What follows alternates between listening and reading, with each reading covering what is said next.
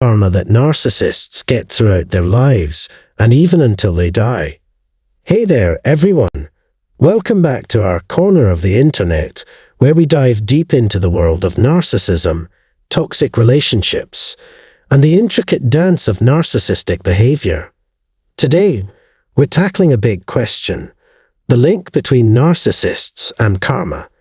But before we jump in, if you're vibing with what we're putting out, show some love with a thumbs up. It means the world to me, like a burst of positive energy. And hey, consider hitting that subscribe button to join our tribe and ring the bell for notifications. Alright, let's get into it. Have those narcissists who've caused you grief faced the consequences of their actions? Share your thoughts. The wisdom of the community is always enlightening. Now, let's debunk a common myth. Do narcissists automatically get their comeuppance through karma? The short answer: not necessarily. In Western culture, karma has been somewhat mystified into a cosmic force of payback. But it's more nuanced than that. Traditional karma teaches us that actions and intentions both have repercussions. Good deeds paired with good intentions attract positivity, while negativity begets negativity. The twist: these karmic consequences might not hit until a later chapter of existence. Carl Jung throws in a psychological spin, suggesting that what's buried deep inside us manifests outwardly as fate. Simply put, positive vibes lead to positive outcomes, while negativity brings the opposite. So, what's the deal with narcissists and karma? Shouldn't their lives be unraveling at the seams? Many wonder, will justice catch up with my narcissist? Unfortunately, there's no guarantee. Karma doesn't always deliver instant payback. In the realm of narcissistic relationships, where injustice reigns supreme, there's a deep-seated yearning for the narcissist to bear the brunt of their actions, inflicting pain, flaunting arrogance, flouting rules, and manipulating others. Every now and then, they do meet their match. Narcissists may push boundaries, bend rules, and dance on the edge of danger until the inevitable moment of reckoning arrives. It's a fleeting sense of satisfaction when they finally taste the bitter fruit of their deeds, whether it's getting the boot from a job, facing legal woes, or finding themselves abandoned by a newfound partner. Yet, it's crucial to grasp that karma doesn't always serve as an immediate and direct response to narcissistic behavior. For every instance where narcissists face consequences, there's an equal measure where they slither away unscathed. Many are shielded by a safety net of supporters, strokes of luck, privilege, and financial means, allowing them to evade accountability time and again. For those recovering from narcissistic abuse, there's often a lingering sentiment: if only the narcissist would get what's coming to them, I could find closure. To them, I offer this counsel: pinning your hopes on the narcissist's karma may hinder your own healing journey. Even if justice never catches up to them, your focus should be squarely on your own recovery from the trauma inflicted upon you. Otherwise, you risk remaining ensnared in their web, prolonging your suffering and granting them continued power over your life. In the realm of narcissists, the probability of things going south is often higher compared to the average person. The rap sheet of harmful deeds, reckless behavior, deceit, betrayal, verbal assaults, makes it seem inevitable that repercussions will eventually catch up with them. I often face criticism for being too vigilant in warning against potential pitfalls. I've witnessed individuals in various capacities: coworkers, leaders, regulators, clients, consumers, continually extending second chances to those exhibiting abusive behavior. Excuses are made, abuses are rationalized, and cynicism is brushed aside. Yet, chaos inevitably ensues, and when consequences rear their head, everyone seems shocked. While it might be tempting to revel in a sense of schadenfreude, It's crucial to resist the urge to say, "I told you so." Gloating seldom leaves a favorable impression. Instead, view it as a stroke of fate when a narcissist faces the music for their actions. Over time, narcissists tend to amass unfavorable reputations, causing people to keep their distance. However, karma's payback for a narcissist unfolds slowly. In an ideal scenario, the narcissist who betrayed and discarded you might face a similar fate with their new partner, garnering widespread attention on social media, a satisfying twist of fate. Likewise, the narcissist who stole your idea may find themselves embroiled in a lawsuit, facing hefty fines within 6 months of causing harm. This is the essence of karma, a slow-cooked meal that may take years to fully materialize. According to Hindu and Buddhist philosophies, karma may extend into the next life. Nonetheless, by the time karmic retribution arrives, you may have moved on, reaching the pinnacle of dealing with a narcissist, complete indifference. At that point, you may not even bat an eye at the narcissist's downfall, having found peace within yourself, acknowledging justice, and focusing on your own journey. However, the harsh truth remains that karma doesn't always catch up with narcissists. Some of them end up marrying the person they cheated with, forming new families. They continue to amass wealth, achieve success and fame, or even hit the jackpot in the lottery. Life isn't always just. Good things happen to unpleasant people, while misfortune strikes the virtuous. Nevertheless, on a broader scale, I tend to believe that karma eventually does catch up with narcissists, and I have 2 reasons for this belief.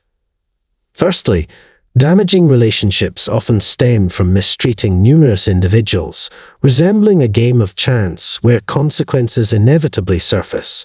Much like repeatedly throwing darts at a board increases the chances of hitting the bullseye. Being unkind to many people virtually guarantees that repercussions will follow.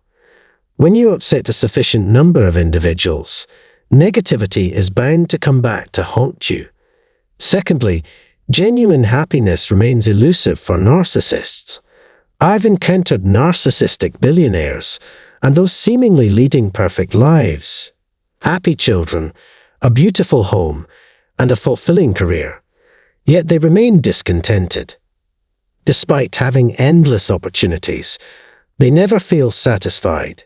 The insatiable nature of narcissists is akin to having a table overflowing with food but never feeling full.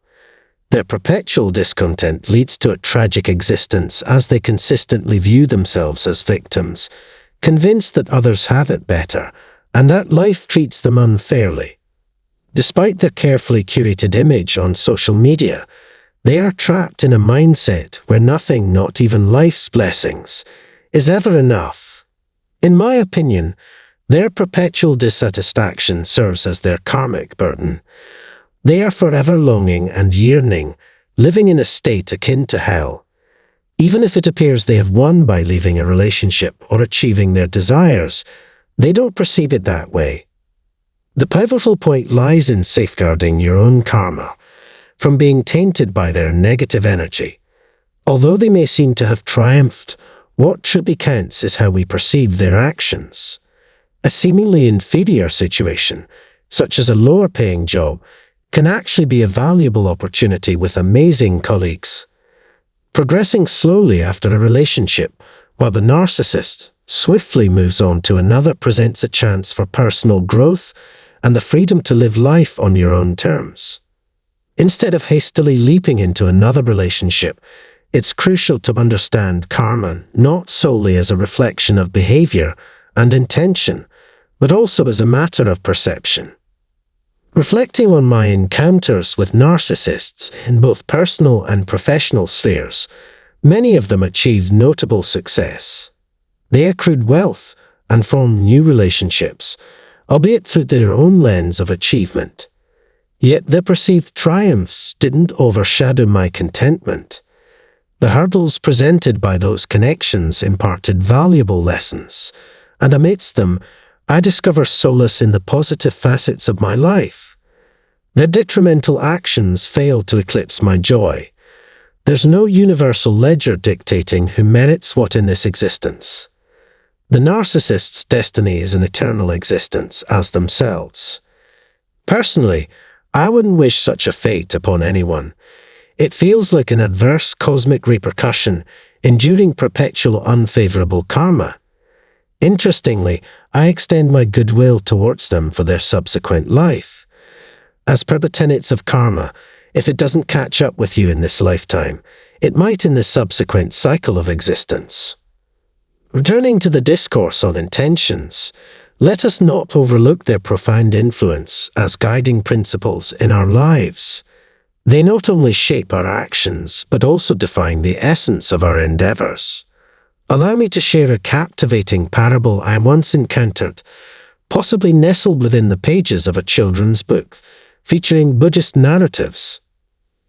It's a tale I frequently impart to my clients. In this story, two monks, a novice and a purportedly wise elder, illustrate this very notion. The young monk is tasked with relocating a vase of flowers from one table to another. In the process, he handles the task somewhat carelessly, resulting in some spillage of water. The elder monk questions his approach, pondering if this seemingly mundane task could have been his sole divine duty. The young monk responds simply, "You instructed me to move the flowers, and so I did." However, the elder monk urges him to contemplate whether this was truly how he wished to manifest his one divine moment on earth. The moral of the tale underscores the importance of treating each task, irrespective of its perceived significance, with reverence, and executing it with mindful intent. Navigating a relationship with a narcissist can sometimes steer us away from integrating spiritual principles into our daily lives. It becomes imperative to counteract negative energies by consciously infusing positivity and good intentions into our actions. Despite the challenges posed by narcissists, it's crucial not to allow them to impede our journey towards spiritual evolution. By embracing mindfulness and prioritizing actions that contribute positively to cosmic energy, we can uphold equilibrium in our lives. The concept of karma introduces another dimension to understanding the consequences of narcissistic behavior. While immediate consequences may not always be apparent, the cosmic scales of karma are believed to eventually restore equilibrium. Even if the narcissist evades accountability in the present, the universe is perceived to rectify imbalances over time. This perspective encourages individuals to focus on living authentically and nurturing joy, thereby fostering positive karma. It serves as a reminder that the spiritual path entails a dedication to ethical living and mindful choices. Thank you for being a part of this community. Before we dive into the heart of the matter, I'd like to extend a warm invitation for you to hit that subscribe or follow button and embark on this exhilarating journey of exploring our futures together. To all the new members joining my tribe of subscribers and followers, a hearty welcome. You're now part of our extended family, and I'm delighted to have you on board. It's fantastic to see you returning and finding value in the content I share. Your time is truly appreciated. If you enjoy what you see, please consider showing your support by clicking the like button. It's our tribe's way of thriving here in the YouTube community. Today, let's delve into the fascinating world of narcissists and the whirlwind of emotions that ensue once you've bid them adieu. Indeed, the pain sets in the moment you walk away. So, without further ado, shall we dive right in? The curtain has fallen, and the act of parting ways has unfolded. Whether the breakup was initiated by you or the narcissist, the outcome remains the same. You've exited the stage. As I mentioned in a previous film, it seems you've now seized control of the narrative. It's as if you've snatched the spotlight and bolted like lightning. With you gone, let's unravel the aftermath, left in the hands of a certain comedic character attempting to navigate the fallout solo. Alright, let's map out the journey of pain step by step, so you grasp the full spectrum of what's to come. Now, for those tuning in who've traversed this territory before, you might have caught wind of it through the grapevine. Those so-called flying monkeys, or other remnants of the narcissist's circle. That's where the ache first takes root. Those in close proximity to the narcissist have witnessed this cycle unfold repeatedly post your departure. They'll keep mum, though, especially to family, masking the truth of the recurring pattern. They won't divulge that you're just one in a series of similar encounters, each ending the same way. Nope, that tidbit of intel won't make it your way. So, the narcissist kicks into overdrive. The smear campaign was already in motion long before your exit strategy came into play. Now the focus shifts to their inner circle, now that you've commandeered the spotlight and made your exit. Allow me to channel the narcissist's perspective, imagining she's a woman, as I'm one myself, aiming to capture the essence of her likely narrative. In her shoes, she'd likely lament, "I warned you from the get-go about her instability. I made it clear she was incessantly trying to assert control, always needing to be right. There were moments she'd begrudge my time with friends or my childhood pals. I mean, those friendships are decades old, and we've been tight-knit since we were kids. She always had her nose in my business, monitoring my every move.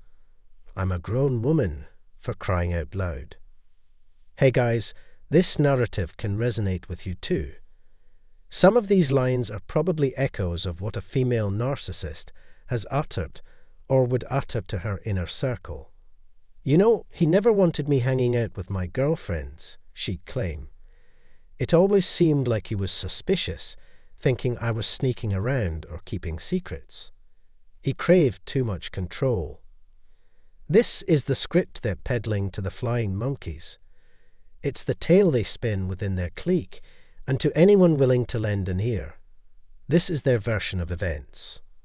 All right, gather round, folks, for those ready to listen to this jester, this caricature sporting a crown of 10, as one of our tribe aptly dubbed it, got to chuckle. But let's stay on track. This is the narrative they're weaving. Here's where the pain kicks in. But let's not forget, they've run this playbook many times, so they're pros at executing their scheme. Before they even started smearing your name, they were already seeing someone else on the side. But they're strategic about who they rope into believing your supposed bad rep, all right? They cherry-pick their audience because they know once the breakup goes down, they'll need those people they've tainted your image with. These are the same folks who were vocal critics, with strong opinions when you were together. Think about it. They were essentially undermining you, my dear. Right from the start, they had their reservations about you, evident in how they treated you initially. In the beginning, they might have appeared friendly, showering you with compliments like, "Oh, she's so kind, so smart, so this, so that." They'd seek out those who were outspoken with their praise, saying things like, "She's stunning, intelligent, and all around amazing." This all unfolded as the relationship, or as I prefer to call it, the addiction-ship, with the narcissist began to unravel, revealing nonsensical discrepancies. And gentlemen, my noble kings, you can easily flip the scenario and apply it to yourselves. So, they'd approach these individuals and sow seeds of doubt, launching a premeditated assault on your character. Essentially, they harbored negative sentiments about you long before the discard. If you invited them somewhere, they'd decline with excuses like, "Sorry, we're tied up with other plans," when in reality, they were actively participating in the smear campaign against you. They weren't genuinely occupied. They simply didn't want to be in your presence. They kept their distance because the narcissist had been feeding them lies and affirmations that aligned with their agenda. Always remember, a narcissist orchestrates every move with precision. Now let's revisit the topic of pain. Yes, they had already begun spreading falsehoods about you well before the breakup even occurred. Once the discard happened, they had to escalate their deceitful crusade hastily. Now, let me narrate what unfolded next. They reached out to the same individuals they had initially tainted your reputation with, maybe a sibling, perhaps your mother, or anyone else in their clique foolish enough to swallow their lies. They spun their tales to anyone in their inner circle, their close friends of any gender, or anyone willing to lend an ear. That's their target audience. They had a clear idea of who to approach, because when they introduced you to their circle, they already knew who would harbor resentment towards you. Why? Because you shine too brightly, you exude wisdom, and your radiance is something they envy. Where there's one narcissist, there's usually another lurking in the shadows, regardless of what you believe. Moreover, they never held affection for you, darling.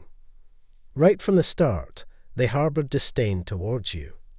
They foresaw that their association with you would inevitably conclude, and this is where the agony commences. Who will foot the bill for their gas now? I said it before. Who will prepare their meals? Since you often rectified the narcissist's blunders, who will ensure the debts they left behind are settled? Granted, they hardly contributed anything substantial, yet you tolerated them out of love. I know this firsthand. I've been there, done that. I even have a t-shirt to prove it. They're all critics, you see. The narcissist then turns to those who hold a grudge against them. They're primed to finish what they started. But wait, there's more. The smear campaign persists. Who will cover their gas expenses now? They'll have to rely on their new supply, which pales in comparison. Yes, I said it. And I mean it. The new, less capable supply that can't offer even a fraction of what you provided. And here's why. Within the mind of a narcissist lingers this notion that the grass is greener on the other side. As I've mentioned before, they remain oblivious to the dirt beneath the surface until they flip the turf. I wish they'd invested the effort to nurture their own patch of grass. Alas, the bitter reality is they lack the capability to do so. Their inherent selective ignorance, coupled with their disorder, renders them incapable. I've stated it, and I stand by it. They cannot think clearly. When you encounter someone devoid of rational thought, rest assured, you've stumbled upon a true fool. You've exited the scene, assuming control of the power source, leaving them in the dust, my dear. Now the narcissist must turn to their minions, their flying monkeys, who now foot the bill for gas and prepare their meals. These flying monkeys will reach out to you, acting as proxies for the narcissist. The cycle of manipulation begins anew. They'll utter phrases like, "Hey, how've you been? So-and-so filled us in on what transpired, and we think it's only fair to hash things out and possibly reconcile. After all, there are children involved, and perhaps some time apart for reflection is warranted. You might even contemplate returning to that chaotic scenario." I'm not buying it. To entertain the idea of reverting to the past. You might be engulfed in agony, feeling as though a fragment of your soul has been lost in the process. But here's a revelation. It's far preferable to endure the pain now and release it than to entertain the thought of returning to that chaos.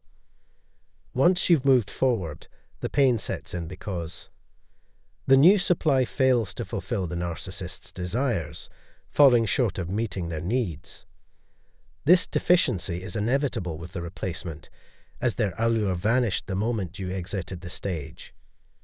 While you were the primary source of sustenance, fulfilling all their whims, they indulged in leisure activities carefree, often without gainful employment to contribute to the household's upkeep. You shouldered the burdens while they gallivanted, deceiving you while you toiled away, only to return home with a smile plastered on their face. What's happening now, my dear? The entourage and those trusty flying monkeys are scrambling to fill the void left by your absence. Yes, the calls will start trickling in, if they haven't already, urging you to engage in dialogue. What's your take? If the phone rings while you're tuned into this feature, let them know where you stand. Understand that I've closed the door on dialogues with someone who evidently holds no regard for my well-being. When you dissect the situation, it becomes apparent they never harbored genuine interest in you. Recognizing you were entangled with a calamitous figure, they chose silence. Why entertain their overtures now? All they seek is to alleviate their own burdens by shifting the blame back onto you. But you can keep that burden. It's yours to bear. I'm forging ahead with my life now that I've reclaimed control. Let them manage the pandemonium. They should handle it as they found it. Agreed. The pain commences now that I've moved forward. Let them grapple with the consequences and live with their choices because, let's face it, they showed no concern when you were suffering and airing grievances about their family's misconduct. Instead, they were too preoccupied relaying every word back to the narcissist. Now that you've progressed, let them grapple with the repercussions of their actions. Keep your distance. It's all part of the strategy. As I always advocate, crank it up to the max, stay attuned to your instincts and intuition, and elevate your energy and vibe. That's the key to steering clear of these individuals. Crank up the volume. They aren't concerned about your well-being. Remember that the agony begins for them now that you've departed. Let that troop of flying monkeys and their newfound source of supply be their companions in suffering. It's a wrap. Before we wrap up this video, I want to remind everyone to stay blessed and favored. Catch you in the next one. Before you go, don't forget to smash that like button if you enjoyed the content. Drop a comment below to share your thoughts or anecdotes. Feel free to spread the word by sharing this video with others if you believe it could benefit them. Lastly, if you haven't already, hit that subscribe button to receive our latest content directly in your inbox. Thank you for your support, and we're committed to continuing to provide valuable insights. Stay resilient